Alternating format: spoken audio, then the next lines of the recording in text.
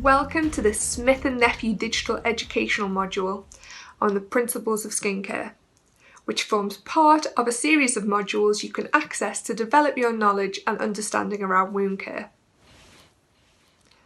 Today, we will be discussing the principles of skincare. By the end of the module, you will be able to name the basic layers of the skin.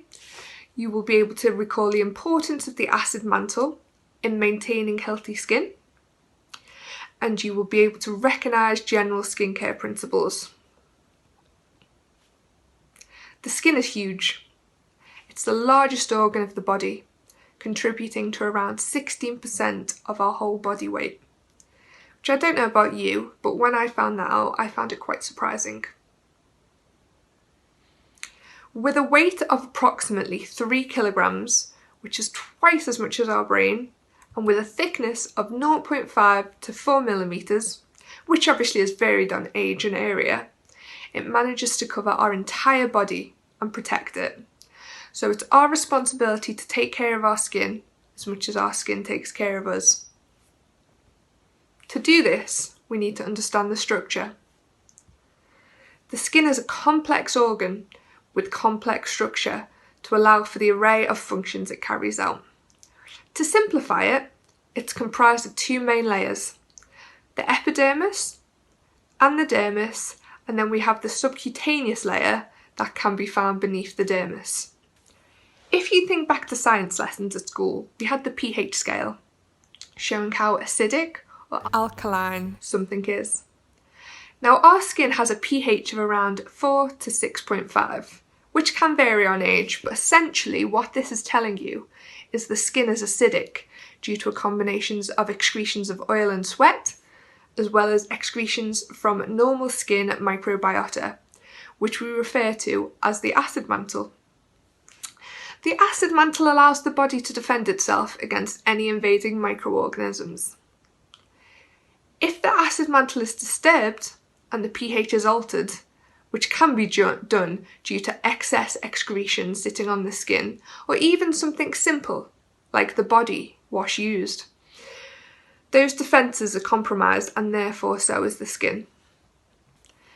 Like I just mentioned, try not to use traditional soaps for skin cleansing.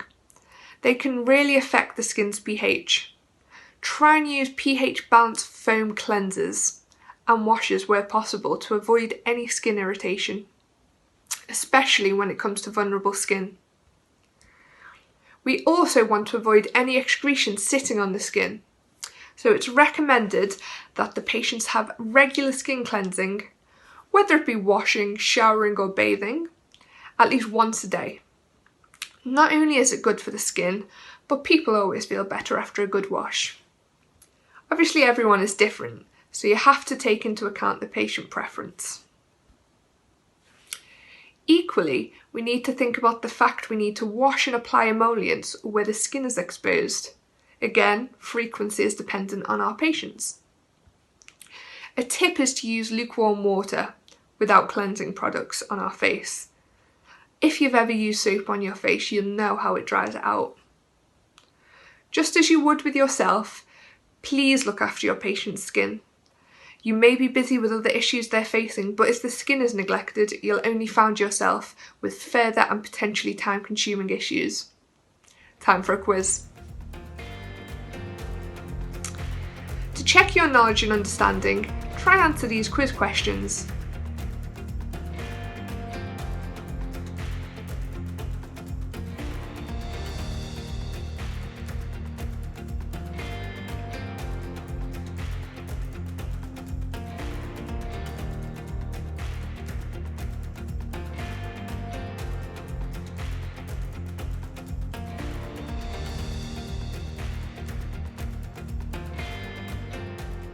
Olet nyt suorittanut Smith+Nephew'n Wound Club Online-moduulin.